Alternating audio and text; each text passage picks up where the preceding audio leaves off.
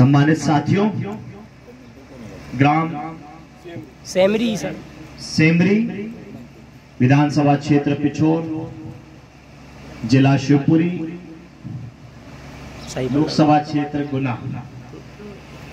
जी जी हाँ जी जी हाँ हाँ गुना गुना। साथियों, आप लोगों ने वो सारी चीजें देखी हैं, राजा महाराजाओं का दौर देखा है आपके क्षेत्र ने, और लोकतंत्र का भी माहौल देखा है। और यहां पे लोकतंत्र की हत्या जिस तरीके से होती है, राजा रजवाड़ों के जमाने खत्म हो गए, लेकिन हमारे शिवपुरी, गुना, अशोकनगर, ग्वालियर, यानी ग्वालियर चंबल संभाग में अभी राजा रजवाड़ों का जमाना चल रहा है। यहाँ लोकतंत्र के हत्यारे अपने आप को राजा महाराजा कहलाना पसंद करते हैं, जिन्होंने लोकतंत्र की हत्या करी, वोट लिया, वोट को लूट लिया।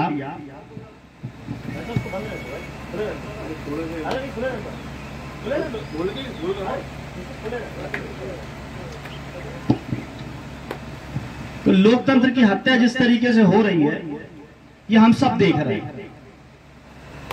तो हम लोग जो आप लोगों के बीच में आ रहे हैं, छोटी जगह जा रहे हैं, बड़ी जगह जा रहे हैं, संवाद कर रहे हैं, बातचीत कर रहे हैं, एक दूसरे को समझ रहे हैं, तो बड़ी समस्या जो समझ में आ रही है, वो सबसे बड़ी समस्या समझ में आ रही है कि जो मूलभूत सुविधाएं हैं, सड़क, बिजली, पानी, अच्छी स्वास्थ्य सेवाएं, अच्छी शिक्षा, इन सब से हमको वंचित रखा जा रहा है। कोई बहुत बड़ा अंतर नहीं है, आप ग्रामीण क्षेत्र में रहते हैं, हम शहरी क्षेत्र में रहते हैं, कोई बहुत बड़ा अंतर नहीं है। शहरी क्षेत्र में रह करके भी हमें निजी अस्पतालों में इलाज कराना पड़ रहा है, शहरी क्षेत्र में रहते हुए भी हमें निजी स्कूलों में अपने बच्चों को पढ़ाना पड़ रहा है, शहरी क्षेत्र में रहते हुए भी हमें पानी की समस्या है। आज मध्य प्रदेश की राजधानी में पिछले 10 दिन से पानी नहीं है, पीने के लिए त्राही त्राही मची हुई है। तो प्रदेश की राजधानी, और जिसको देश का हृदय प्रदेश कहते हैं मध्य प्रदेश, वहां अगर पानी की त्राही त्राही मची है, तो आप सोचिएगा कि ये समस्या केवल आपकी नहीं है, पूरे प्रदेश की है, ये पूरे देश की है। बातें राष्ट्रवाद की होती है, विकास की होती है, लेकिन मिलता क्या है? जो मूलभूत सुविधा है वो भी नहीं मिल रही। संविधान के माध्यम से जो हमको अधिकार मिले हैं, जिससे हम थोड़ी उन्नति कर पा रहे हैं, प्रगति कर पा रहे हैं, जिसमें आरक्षण एक प्रमुख बात है। लोकतंत्र में हिस्सेदारी, हमारी भागीदारी सुनिश्चित हो रही है, चाहे वो हमारे अनुसूचित जाति जनजाति के भाई हो, चाहे हम पिछड़ा वर्ग के साथी हो। आज उसको रोकने का और खत्म करने का काम हो रहा है। निजीकरण को बढ़ावा दिया जा रहा है, कोर्ट के माध्यम से आरक्षण खत्म करने का काम हो रहा है। अभी त्रिस्तरीय पंचायत चुनाव है, कोर्ट के माध्यम से रोकने का काम हो रहा है। सरकार ठीक तरीके से अपना पक्ष नहीं रख रही। अगर सरकार अपना ठीक तरीके से पक्ष नहीं रख रही, तो यह स्पष्ट है कि सरकार खुद चाहती है कि आरक्षण खत्म हो जाए। वो बातें कुछ भी करे, वो दावे कुछ भी करे, लेकिन हकीकत यह है कि वो आरक्षण खत्म करना चाहती है। 27% आरक्षण की बात थी, और 14% आरक्षण जो हमें पहले से मिल रहा था, अब हमें उससे भी नीचे कर दिया गया है। कल हमारे ओबीसी समाज ने मध्य प्रदेश बंद का आह्वान किया है, हम सब लोग उसमें बढ़ चढ़ करके हिस्सा ले रहे हैं, और ये बंद करना हम लोगों को मजबूर किया है मध्य प्रदेश की सरकार ने, भारतीय जनता पार्टी की सरकार ने, चाहे वो केंद्र की हो चाहे वो प्रदेश की हो, कि लोकतांत्रिक जो अधिकार है हमारा, हमारी जातीय जनगणना कीजिए। समाजवादी पार्टी ने ये मांग लगातार करी है, हमारी राष्ट्रीय अध्यक्ष श्री अखिलेश यादव जी ने ये मांग लगातार करी है कि जातीय जनगणना होनी चाहिए। आज टेक्नोलॉजी का जमाना चल रहा है, सबके पास मोबाइल है। आप लोन देने की बात करते हो तो मोबाइल के माध्यम से करते हो। भारतीय जनता पार्टी सदस्यता अभियान चलाती है तो मोबाइल के माध्यम से चलाती है, लेकिन जातीय जनगणना करना चाहती है तो टेक्नोलॉजी और मोबाइल के माध्यम से नहीं करना चाहती है। क्यों? क्योंकि इनकी नीयत नहीं साफ है। ये नहीं चाहते कि निकल के आए कि किसकी कितनी हिस्सेदारी है। जब जनगणना हो जाएगी तो पता चल जाएगा कितना ब्राह्मण समाज है, कितना क्षत्रिय समाज है, कितना वैश्य समाज है, कितना पिछड़ा वर्ग का यादव समाज है, गुर्जर समाज है, कुशवा समाज है, लोधी है, कुर्मी है, अन्य बिरादरी है। और फिर ये जातियां अपना हिस्सा मांगेंगी अपनी जनगणना के हिसाब से। इसीलिए जातीय जनगणना नहीं कराना चाहते और समाजवादी पार्टी ये चाहती है कि जातीय जनगणना हो और उसी के माध्यम से उनकी हिस्सेदारी हो। हमारा किसी समाज से, किसी वर्ग से कोई झगड़ा नहीं है। सबकी जातीय जनगणना होनी चाहिए और उसी हिसाब से हिस्सेदारी सुनिश्चित होनी चाहिए। जब जातियों की गणना होगी, संख्या निकल के आएगी, तो हमारे युवाओं को नौकरी में हिस्सेदारी मिलेगी, अन्य बातों में हिस्सेदारी मिलेगी। और हम आगे बढ़कर के बात कर रहे हैं, जो जिस तरीके से आरक्षण खत्म करके निजीकरण को बढ़ावा दिया जा रहा है, हम चाहते हैं कि निजीकरण में भी आरक्षण हो, और निजीकरण में भी आरक्षण होगा तो हमारे लोग सम्मिलित होंगे, भागीदारी होगी। आरक्षण का मतलब ये नहीं है कि केवल आर्थिक संपन्नता, आरक्षण का मतलब है सामाजिक संपन्नता, शैक्षणिक संपन्नता, उनका प्रतिनिधित्व सरकारी नौकरियों में, विधानसभा में, पंचायतों में, नगर निगम की परिषदों में, नगर पालिकाओं में, हर जगह, ताकि जो शोषित वंचित पिछड़ा समाज है और हमारा जो देश प्रगति करना चाहिए वो प्रगति इसीलिए नहीं कर पा रहा क्योंकि जातीय आधार पे आज भी भेदभाव है, पिछड़ापन है। और अगर सही मायनों में हम राष्ट्रवाद की बात करते हैं और उन्नति की बात करते हैं तो जो जातियां पिछड़ नहीं है उनको मुख्य धारा में लाना होगा। और ये तभी संभव है जब उनको सही तरीके से प्रतिनिधित्व दिया जाएगा, उनकी हिस्सेदारी और भागीदारी दी जाएगी। तो साथियों, आप सबसे मैं अपील करता हूं, निवेदन करता हूं कि कल जो ओबीसी समाज ने मध्य प्रदेश बंद का आह्वान किया है, विरोध प्रदर्शन करने की बात कही है, ज्यादा से ज्यादा अपने प्रतिष्ठानों को बंद करके मध्य प्रदेश सरकार को जगाने का काम करें और अपना विरोध दर्ज कराएं, जिससे हमारा आरक्षण सुरक्षित रहे और ये गूंगी, बहरी, लंगड़ी, लूली सरकार समझे कि ओबीसी समाज को ठगना, गुमराह करना इतना आसान नहीं है। ये हमें गुमराह कर रहे हैं कि ओबीसी के लोगों को हमने मुख्यमंत्री बना दिया। अब हम गुमराह होने वाले नहीं हैं। ये बताएं कि उमा भारती जी ने अगर संघर्ष नहीं किया होता तो क्या भारतीय जनता पार्टी कभी सत्ता में आ पाती? तो अगर उमा भारती जी ने संघर्ष किया तो उमा भारती जी को क्यों दोबारा मुख्यमंत्री नहीं बनाया, क्यों हटाया गया? और बाबूलाल गौर साहब को अगर आपने मुख्यमंत्री बनाया पिछड़ा वर्ग के नाम पे तो उनको हटाया क्यों 5 साल तक उनको मुख्यमंत्री नहीं होने दिया?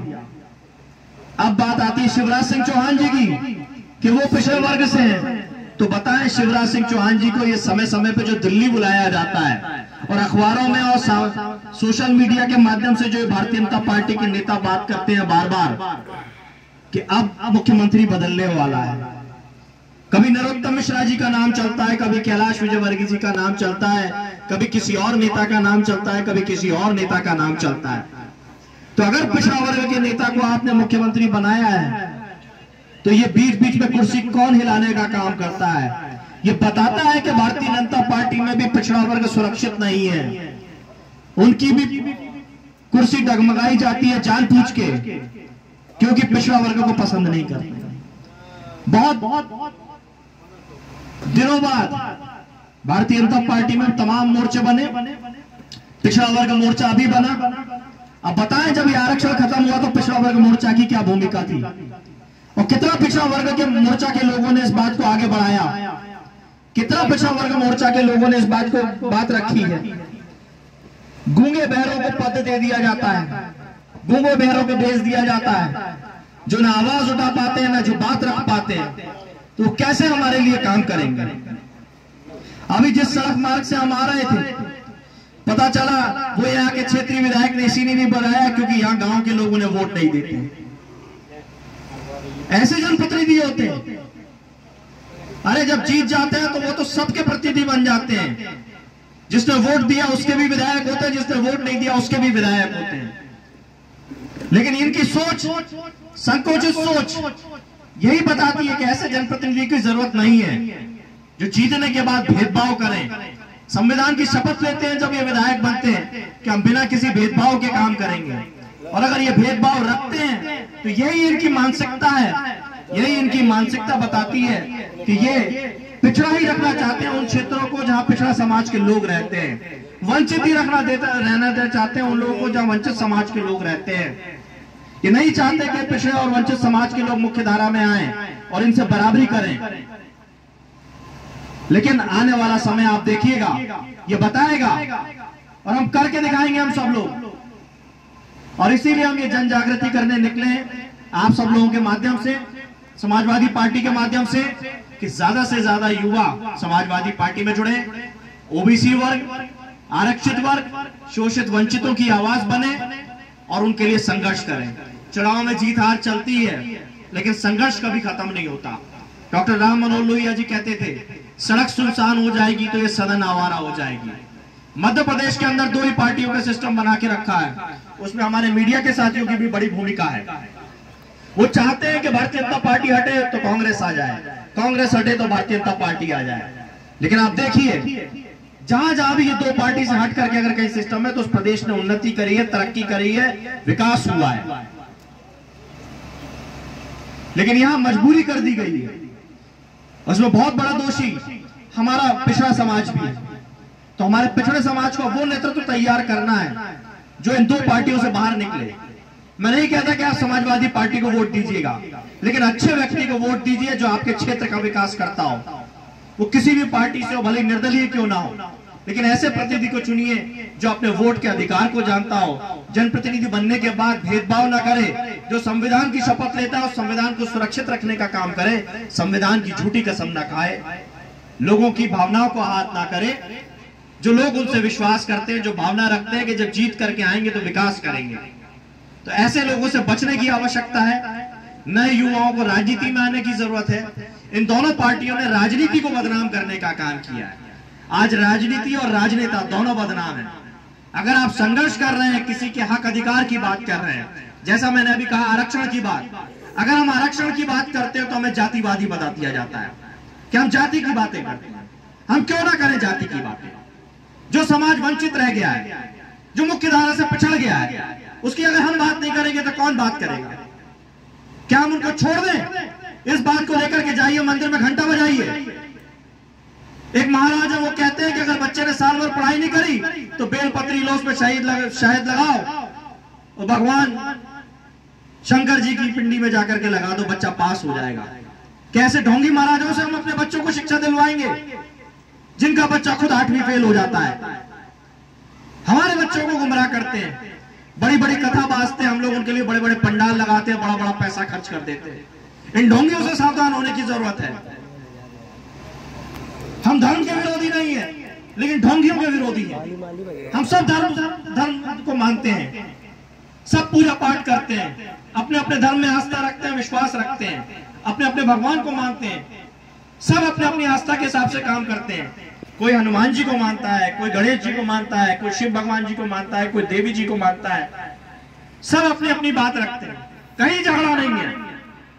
लेकिन यह भारतीय जनता पार्टी की सरकार झगड़ा लगाने का काम करती है, और इसीलिए करती है क्योंकि आप अपने हक अधिकार की बात मत कीजिए। महंगाई सबके लिए महंगाई है, लेकिन सरकार से आप महंगाई की बात मत कीजिए, क्योंकि अगर आप महंगाई की बात करेंगे तो सरकार की नजर में धर्म खतरे में आ जाएगा, हिंदू धर्म सबसे पहले खतरे में आ जाएगा। अरे हमारा धर्म इतना खतरे में रहने वाला? जब भारतीय जनता पार्टी नहीं बनी थी, जब आरएसएस नहीं था, तब से पहले का धर्म है, तब खत्म नहीं हुआ तो इनके रहते खत्म हो जाएगा। इन ढोंगियों ने तो ढोंग बना के रखा है धर्म का। राजनीतिक मंचों से जय जयकार लगाना, जय श्री राम बोल करके हत्या करना, दंगे करना, यह प्रभु राम ने हमको सिखाया। प्रभु राम ने हमको मर्यादा में रहना सिखाया, वचन देना सिखाया कि अगर किसी को वचन दे दिया तो वचन निभाना होता है। ये ढोंगी तो ढोंग करते हैं, रोज वचन करते हैं और रोज शाम को वचन तोड़ते हैं। तो प्रभु राम को मानने वाले लोग होते तो वचन देकर के मुकरने वाला काम नहीं करते, जनता को विकास की बात करते तो विकास से जोड़ते, शिक्षा की बात करते तो शिक्षा से जोड़ते, चिकित्सा की बात करते तो चिकित्सा से जोड़ते। लेकिन ये क्योंकि ढोंगी लोग हैं, ये ढोंग करना सिखाएंगे, एक दूसरे से लड़वाएंगे धर्म के नाम पे। कभी हिंदू को मुसलमान से, कभी ईसाई को हिंदू से, कभी सिखों को बाकी सबसे। क्योंकि जो समाज ही हक अधिकार की बात करेगा, सिख समाज अगर किसानों की बात करता है तो उनको खालिस्तानी बता दिया जाएगा। मुसलमान समाज अगर अपने किसी बात की बात करेगा तो उसे पाकिस्तानी बता दिया जाएगा। हम अगर आरक्षण की बात करेंगे तो हमको जातिवादी बता करके हमको पाकिस्तान भेजने की बात कर देंगे, धर्म विरोधी बताने लगेंगे। अब धर्म हमें इनसे सीखना पड़ेगा। अधिकांश लोग, हम लोग भगवान कृष्ण को मानने वाले लोग हैं। भगवान कृष्ण ने हमें कर्म करना सिखाया, कर्म करने की बातें करी, गीता में हमें कर्म करने की बात कही, और प्रभु ने कहा फल की इच्छा मत करो, कर्म करोगे तो फल मिलेगा, और कुकर्म करोगे